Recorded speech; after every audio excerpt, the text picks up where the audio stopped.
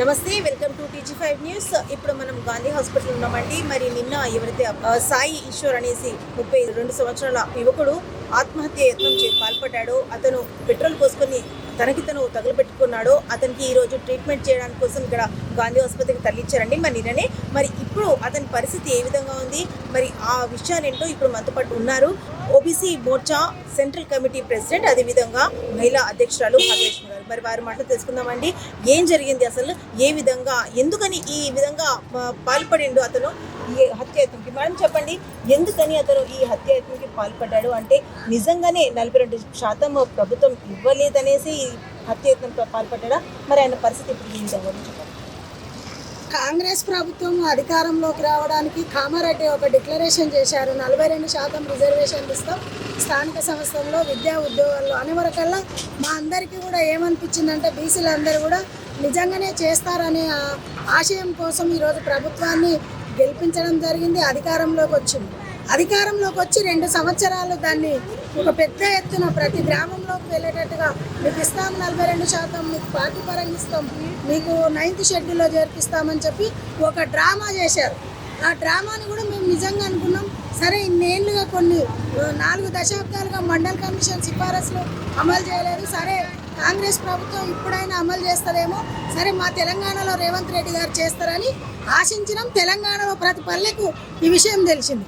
ఈరోజు సాయి ఈశ్వర్ కూడా ఒక బగబగ మంటల్లో మండిపోవడం, కాల్చుకోవడం అనేది ఇది చాలా బాధాకరమైనటువంటి విషయం. ఎందుకంటే తెలంగాణ ఉద్యమంలో 1200 మంది అమరులయ్యారు మా బిడ్డలు. ఈ గాంధీ హాస్పిటల్గా ఎన్నో ధర్నాలు, పోరాటాలు చేసి సాధించుకున్న తెలంగాణ ఈరోజు ఏమైందంటే మొన్నటికి మొన్న నల్గొండలో ఒక యాదవుల బిడ్డని మూత్రం తాగిచ్చారు. ఇవాళ నిన్నటికి నిన్న ఒక గ్రామంలో ఒక బీసీ మహిళ పోటీ చేస్తే ఆమెను కూడా ఆమె భర్త ఈరోజు చనిపోయింది. ఈ విధంగా ఎంత దారుణం జరుగుతుందంటే తెలంగాణలో ఈరోజు సర్పంచులు, కనీసం వార్డు మెంబర్లు కూడా కానియకుండా అడ్డుకుంటా ఉండ్రు. వారిని చూసి ఈ యొక్క సాయి ఈశ్వరు చలించిపోయాడు.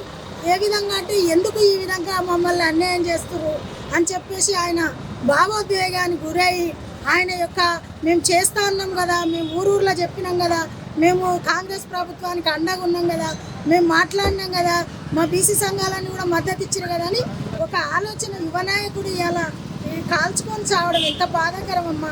ఒక తల్లిగా నేను చాలా బాధపడుతున్నా. ఆయనకి 2 చిన్నపిల్లలు, ఒక బిడ్డ చిన్నపిల్ల ఉంది. కాబట్టి ఇది అత్యంత బాధాకరం, చాలా బాధాకరమైనటువంటి విషయం. ఇది ప్రభుత్వ హత్యగా మేము తెలియజేస్తా ఉన్నాం.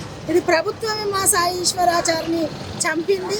అందుకే ప్రభుత్వం మూల్యం చెల్లించుకోక తప్పదు. మేము ఎంతో రజాకారులను తరిమేసినటువంటి తెలంగాణ సమాజం ఎంతో చైతన్యమైనటువంటి సమాజం. పౌరులంతా కూడా ఎంతో చైతన్యవంతంగా దేశం ఒకవైపు అయితే తెలంగాణ రాష్ట్రం ఒకవైపు ఉంటుంది. కాబట్టి మేమంతా కూడా సోయిన్నోళ్ళం కాబట్టి సోయి తప్పి చేస్తే తరిమేస్తారని చెప్పేసి కూడా తెలియపరుస్తున్నాము. ఇంకా మా బిడ్డలందరూ కూడా నేను చేతులెత్తి విజ్ఞప్తి చేస్తా ఉన్నాను. ఎవ్వరు కూడా ఆత్మహత్యలకు పాల్పడొద్దు, ఎవ్వరు కూడా ఎలాంటి యొక్క అగత్యాలకు పాల్పడొద్దు. వాళ్ళు ఎంత దుర్మార్గంగా వ్యవహరించినట్టుగా అంతిమ విజయం మనదే. ఇంకా గీల్తే ఎన్ని రోజులు వెళ్తారు? 2 సంవత్సరాలు అయిపోయింది. కుక్కలకు షాట్ల తవుడు వచ్చి కుక్కలు కొట్టుకున్నట్టు కొట్టుకుంటారు. ఇంకా మంత్రి పదవులు ఇవ్వలేదు, స్థానిక సంస్థలలో రిజర్వేషన్లు ఇస్తామని చెప్పి ఇవ్వలేదు. కాబట్టి ప్రతి బిడ్డ కూడా ఈరోజు తెలుసుకున్నారు. కాబట్టి ఎవరు కూడా ఆత్మహత్యలకు పోవద్దు. ఇలా సాయి ఈశ్వరాచారి ఆత్మహత్య అయితే ప్రభుత్వ హత్యనే, ఇది రేవంత్ రెడ్డి హత్య చేసినట్టే అని చెప్పి ఈ సందర్భంగా నేను తెలియజేస్తా ఉన్నాను. నువ్వు ఊపదంపుడు కొట్టి 2 సంవత్సరాలు నిత్యం మాట్లాడి ఇలా మా పిల్లలని ఇలా సావులకు ఊసిగొల్పుతున్నావు. ఇది కేవలం రేవంత్ రెడ్డి హత్యనే అని చెప్పి నేను తెలియజేస్తా ఉన్నాను. కాబట్టి దయచేసి ఎవరు కూడా ఆత్మహత్యలకు పాల్పడొద్దని చెప్పి మీకు దండం పెట్టి తెలియజేస్తా ఉన్నాను. ఎందుకంటే వీళ్ళు మనకి ఇయ్యారు. ఇప్పుడిప్పుడే చదువుకొని ఇప్పుడు మనం అసెంబ్లీకి పోయి, పార్లమెంట్కి పోయి ఈ తెలంగాణలో అందుకే బీసీ ముఖ్యమంత్రి కావాలంటున్నాం. ఎందుకంటే అతనికి సోయి ఉంటుంది, కనీసం అన్నమాట అనలేదని తన్ని తీసుకునే అవకాశం ఉంటుంది. కాబట్టి మనకు రెడ్డిలకు ఓట్లేసి, మనకు గార్దికి ఓట్లేసి మనం పాలు బర్రెకు వింత వస్తాయా? కాబట్టి స్థానిక సంస్థల రిజర్వేషన్లల్లో చాలామంది చనిపోతూ ఉన్నారు. చాలామంది గ్రామ సర్పంచులు కనీసం నామినేషన్ వేసే పరిస్థితి లేదు, వేస్తే కూడా వాడిని చంపుతారు. ఇది చాలా దుర్మార్గము. ఇది డాక్టర్ బాబాసాహెబ్ అంబేద్కర్ ఇచ్చినటువంటి ఓటు హక్కును కూడా ఈరోజు ఈరోజు కాల రాస్తా ఉన్నారు. ఇది ప్రజాస్వామ్యంలో కాల రాసి ఈ బిడ్డల హత్యలకు వీళ్ళే కారణం అని చెప్పి తెలియజేస్తా ఉన్నాను. కాబట్టి ఎవడు ఉచిగొల్పినా ఎవ్వడు కూడా చేసిన యువత మాత్రం ఇలాంటి అగత్యాలకు పాల్పడవద్దని చెప్పి మరొకసారి తెలియజేస్తా ఉన్నాను. మీ Bhagyalakshmi, OBC central committee chairperson. Madam, మరి ఇప్పుడు ప్రెసెంట్గా సాయి వారి కుటుంబ సభ్యుల పరిస్థితి ఏంటి? మరి వారికి ఎవరు ఆదుకోబోతున్నారు? ఇది ముమ్మాటికి ప్రభుత్వం వస్తేనే ప్రభుత్వం ఆదుకోవాలి. సాయి ఈశ్వరాచారి మరణం వృధా కాదు. సాయి ఈశ్వరాచారి ఆయన ఇంటి కోసం చచ్చిపోలేదు, ఆయన పిల్లల కోసం చచ్చిపోలేదు, ఆయన భార్య కోసం చచ్చిపోలేదు. ఇది యావత్ తెలంగాణ బీసీల రిజర్వేషన్ కోసం ఆయన చనిపోయాడు. కాబట్టి ప్రభుత్వంతో మెడలు వంచి ఆ కుటుంబాన్ని ఆదుకోవాలి. అదేవిధంగా ఆయనకు సరైన న్యాయం జరిగే వరకు మేము వెంబడే ఉంటాం. ఆ కుటుంబానికి న్యాయం జరిగే వరకు పోరాడతామని చెప్పి తెలియజేస్తాం. మరి ఈరోజు ఈ సంఘటన అనుకోకుండా జరిగిన పరిస్థితి మరి దీనికి మీరు ఏ విధంగా నిరసన తెలుపుతారు?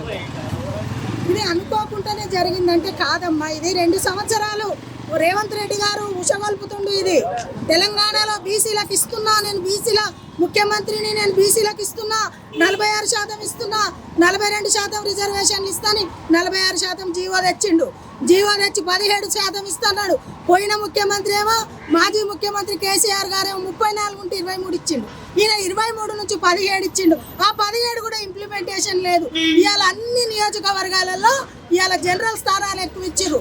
బీసీలు లేని కాడ బీసీ రిజర్వేషన్, ఎస్సీలు లేని కాడ ఎస్సీ రిజర్వేషన్, ఎస్టీలు లేని దగ్గర ఎస్టీ రిజర్వేషన్ ఇచ్చి ఇవాళ మా పిల్లలని ఈ రకంగా గొంతులు కోసి ఇవాళ వాళ్ళని చావు కారణం వాళ్ళు బగబగ మండాలని చెప్పేసి ఇది ఆయన ఏందంటే రేవంత్ రెడ్డి గారు ఏంటంటే పైశాచిక ఆనందం పొందుతుండేవి కానీ బిడ్డాన్ని సంగతి అంతా తెలియజేస్తామని చెప్పి తెలియజేస్తాం. థ్యాంక్ యూ సో మచ్ అండి. మరి నిజంగా నేను చూసుకున్నట్లయితే చాలా దారుణం అనేసి అనొచ్చు. ఎందుకంటే ఎప్పటి నుంచో పోరాడుతున్న ఈ 42% బీసీ రిజర్వేషన్ కోసం ఎన్నో సంవత్సరాలుగా పోరాడుతున్నారు. ప్రతి ప్రభుత్వంకి వాళ్ళు వినతి పత్రం ఇచ్చుకోవడం జరుగుతుంది. అదేవిధంగా కాంగ్రెస్ ఒకవేళ గెలిస్తే ఖచ్చితంగా మీకు న్యాయం జరిపిస్తాను అనేసి చెప్పిన కాంగ్రెస్ మరి ఈ రోజు ఇక్కడ ఏం జరగకపోవడం, అదేవిధంగా ఈరోజు ఈయన దుర్మరణం మాత్రం నిజంగానే చాలా బాధాకరంగా ఉందనేసి తెలియజేస్తున్నాను. కెమెరామెన్ రానాతో మాధురి, టీజీ5.